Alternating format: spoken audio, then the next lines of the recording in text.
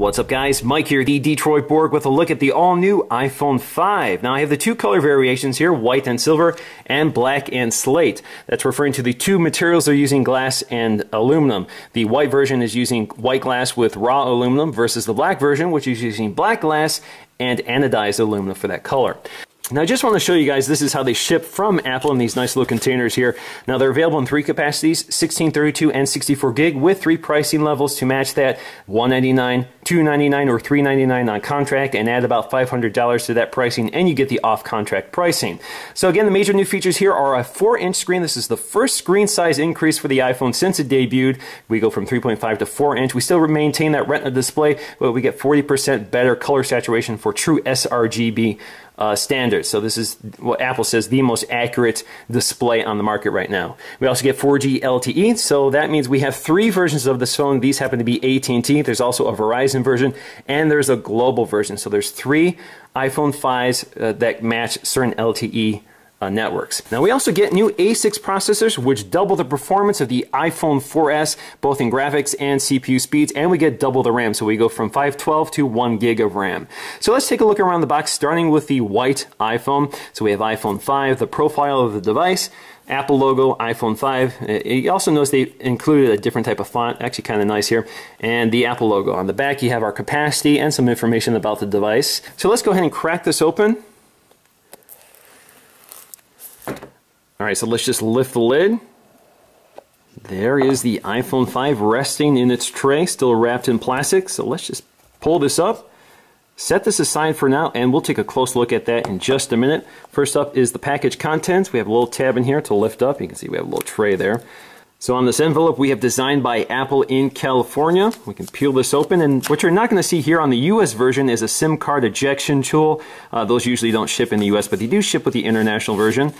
So we have some literature, Hello, which is basically a guide on how to use all the new features, particularly with iOS 6 on the new iPhone 5. We also have some basic info here, and of course we have very large Apple stickers. Now also new with the iPhone 5 are the new EarPods. I've already done a review on these, so I'll post a link in the description below so you can take a look at that. I really like these headphones. Now what's interesting here is that they've included a carrying case.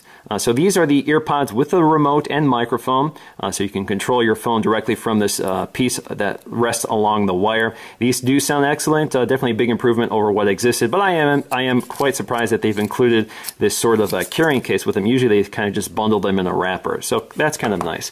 Here we have our power adapter, or wall wart rather, so this is our USB power adapter. Looks unchanged. In fact, they still have that green spot here just to let you know that this is not one of the recalled units. We also have our new lightning connector in this little wrapper here. So the lightning connector now has this very, very small 8-pin connector that's all digital, no more analog. Of course, if you want to use your existing 30-pin dock connector products, you're going to have to buy an adapter, which Apple does sell separately. And we have a slightly shrunken down USB connector at the other end. All right, so let's just lift the plastic off the iPhone 5. Now taking a very close look around the iPhone 5, and just like the iPhone 4 and 4S, it's entirely metal and glass, no plastic here.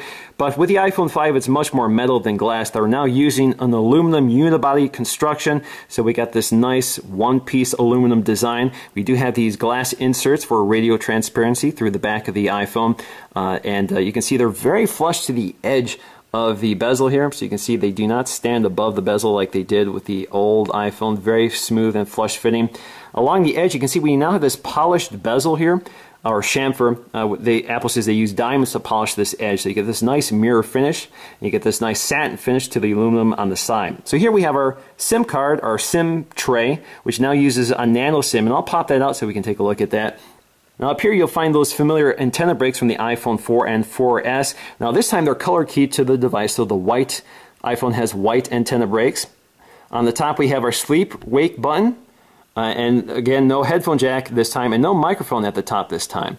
On the front you'll find our new front-facing FaceTime camera with 720p recording. There's also a backlit illuminated sensor, so it's a much higher quality camera than before. And we also have an ambient light sensor next to that, and we have our earpiece. Now also buried in that earpiece is a microphone. There's actually 3 microphones on this device, and we'll show you the others once we get there. We have our sleep wake button here. not sleep wake button, I'm sorry, mute switch here. We also have our volume controls up and down, very familiar here. On the bottom we have our new headphone jack, which has been repositioned to the bottom, along with our microphone, our new lightning pin connector, as well as our new speaker, which is now using a 5-magnet transducer versus the 3-magnet transducer from the old iPhone. So it's a much higher quality speaker. Now on the back you'll find the newly improved iSight camera, which is pretty much the iPhone 4S camera, but now features a sapphire crystal lens for better durability and clarity. We also have better low light performance, better image stabilization for 1080p video recording. You'll find another microphone right next to that, along with an LED flash, which seems to be more recessed this time, so possibly less glare into the camera with this version of the flash. And on the back we have the Apple logo, which is polished into the unibody of the metal, so you can see it kind of has a nice mirror finish to it with a slight grain. It looks very sharp. Overall the design is pretty impressive. So that's the white version. Now let's take a look at the black version. So again, this is the iPhone 5 AT&T version, but this one is 64 gigabyte. Alright, so let's just lift the lid here. And there is our black and slate iPhone. So let's just quickly get through the contents. So you can see the packaging is also all black. Looks like there's a little leftover here from the factory. So that's the tray. We have a little booklet here, again black. Again, no SIM card ejection tool. Same literature here. So we have our instructional literature on iOS 6. We also have Apple stickers. We also have a pair of earpods. The power adapter still wrapped in plastic. And our lightning cable. Now, just like the white version, the black version is also all glass and aluminum, but the black version gives us this anodized chassis, so we get this nice slate color, different than the raw aluminum we're used to with most metal devices from Apple. So you have these black windows or black glass panels at the top and bottom, again for radio transparency. We have our cameras and flash, our nice polished Apple logo here, polished into the aluminum. Along the side you have the antenna breaks along with the SIM card tray. Again, the antenna breaks match the black of the iPhone. We have this nice black front panel which does a good job sort of merging the screen and the bezel, so it looks very smooth and uniform. Again, also hides all the ports so we don't see the ambient light sensor or the camera hole. I see the earpiece, and we have the color keyed buttons along the side for vibration, as well as volume up and down. Now along the bottom again we have all of our ports along with the bezel, which is nicely polished to a mirror finish. Now looking at the two colors side by side, you can see obviously the same difference with the iPhone 4 and 4S, with the front panel on the black model doing a better job sort of hiding the borders between the display and the bezel, and of course does a better job hiding the ports and cutouts for the various sensors you need. And of course, looking at the back, obviously we have the raw aluminum versus the anodized aluminum, so this is obviously much lighter, much brighter versus the darker stealth look of the iPhone 5 in black. Now looking at the devices side by side, again you can see very similar in design with those mirrored polished chamfered edges. It looks very sharp. It's a different effect on the white phone. You can see it's more of a mirror versus the smokier look on the black version of the iPhone. You can also see that the antenna bands are color matched to the devices, and of course the buttons are color matched to which color you have here. On the bottom you have also color matching inserts for the lightning connector as well as headphone jack. You can also see that if you look deep into the lightning connector, you can see how that connector works. So you can see that there's a single row of 8 pins along with friction fittings along the side, and that's how the connector works. Now what's great about the lightning connector is that it is reversible, so you can install it either way. So let's go ahead and check that out. So here we have the new lightning connector, again reversible, so you can see the 8 pins on either side. So you just pop it in, snaps into place, and it's pretty strong. So you don't have to worry about pulling this out too easily, just like the old 30-pin dot connector. And it's reversible, so you can install it in either direction, and it works the same.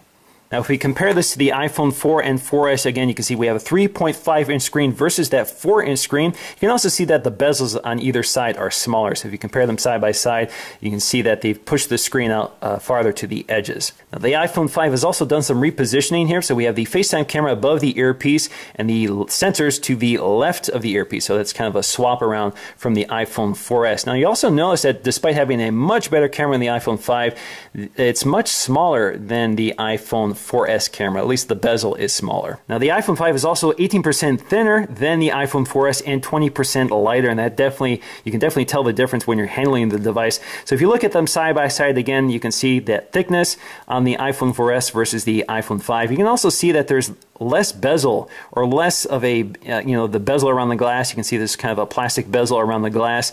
That is now much thinner. Apple has been able to really thin out the device thanks to this new in-cell touch technology versus the IDO layer that used to lay over the panels on the iPhone 4 and 4S. So they've been able to really shrink down the glass and screen on the iPhone 5. So if you look at that versus the iPhone 4, again, you can see it looks pretty chunky by comparison. Now you can see they've done some repositioning here. So we have the headphone jack along with the microphone on the top of the iPhone 4S, but all of that has been moved around on the iPhone 5. So we have 3 microphones here. We have one in the earpiece, one right behind the camera, and one down here near the talking end of the iPhone. Up here you have just the one up here and the one down here, and that was it. This also gives the iPhone 5 some active noise cancellation, so it can actually, through the earpiece, cancel out the ambient noise in the room to help you hear your call better, which is kind of interesting. Now, some of the big changes are evident on the bottom. So we have the iPhone 5's headphone jack now located at the bottom versus the top in the iPhone 4S.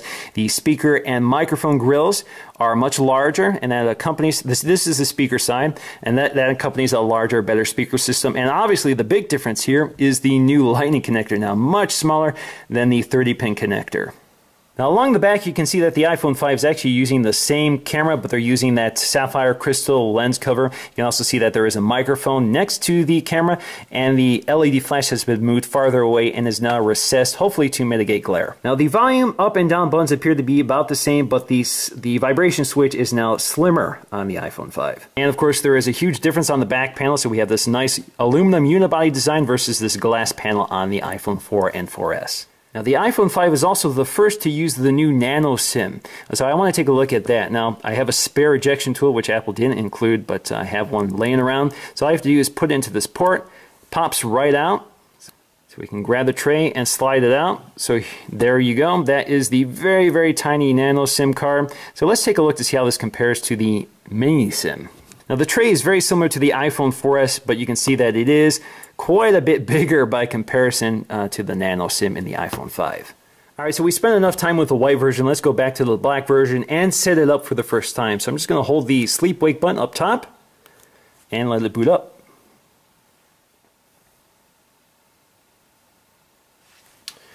Alright, so we have iPhone. Let's get started here. English, next. United States, next. Time capsule is my local Wi-Fi network, so I'm going to sign into that. Now I have to go through the activation steps, so I have to enter in my billing zip code. Alright, looks good, so I'm going to enable location services. Click next. You also have the option to set this up as a new phone, restore from an iCloud backup, or restore from an iTunes backup on your computer. I'm going to set this up as a new phone for now. Now I just need to sign in with my Apple ID. Next up is iCloud setup, and of course I want to use that. That will sync my calendars, bookmarks, reminders, everything you can think of. And now it wants me to back up to iCloud or back up to my computer. I'm going to say my computer for now. And I want to use Find My iPhone, which will allow me to track the phone if it's lost, lock it, that sort of thing. I'm going to use Siri, of course. And I'm going to automatically send diagnostic statistics, and I'm going to start using my iPhone so we can start taking a look around here. So now that we have that 4-inch screen, we now have more screen real estate. So instead of 4 rows of apps, we now have 5 rows of apps. So that gives us a little more room to breathe. Now all apps from Apple obviously have been updated for this larger screen resolution, but not all third-party apps will be. So that means that third-party apps will run in sort of a pillar box form. So basically, they'll run on a 3.5-inch version. They'll run in their 3.5-inch version, so you'll see black bars at the top and bottom. Obviously, that's going to be less obvious on the black iPhone versus the white iPhone, but in time, once those apps are updated, they'll be pushed out to 4 inches. Now the screen is also true 16:9, so for 16:9 movies you now get a lot more screen real estate. But of course really wide movies like Prometheus here will still give you black bars. But standard 16:9 like TV show will fill the screen and will no longer have the letterboxing you get with the iPhone 4 and 4S. Now iOS 6 on the iPhone 5 is pretty similar to iOS 6 on the iPhone 4S with very similar features, but there are a few new ones. One of them obviously is LTE capability, so if you go to Settings, General, and Cellular, you now have an Enable LTE toggle there. Also, the camera app has been changed. So if you go to the camera app, you now find a different user interface here, so you can see you have this larger shutter release along with this dark bar around it.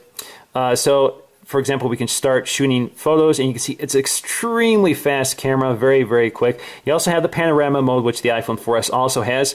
So basically, if you go to panorama mode, hit the shutter release, and start scanning around, it will coach you. Make sure you stay inside the lines, and it'll record a nice panorama for you. Stitch it all together automatically, and you have a 28 megapixel image to share with anybody you want. Now, another feature new to the iPhone 5 is the ability to snap photos while recording videos. So we can just shoot this video right now. You can see we have this shutter release for the camera, so you can go ahead and start taking photos. And again, it's just as fast, so you can do both at the same time. Again, pretty nice. Alright guys, I hope you enjoyed this video, but before I leave, I want to know, which color do you like best, black or white? Let me know in the comment section below. So I'm going to have more coverage on the iPhone 5, so stay tuned for that. And until then, see you in the next video.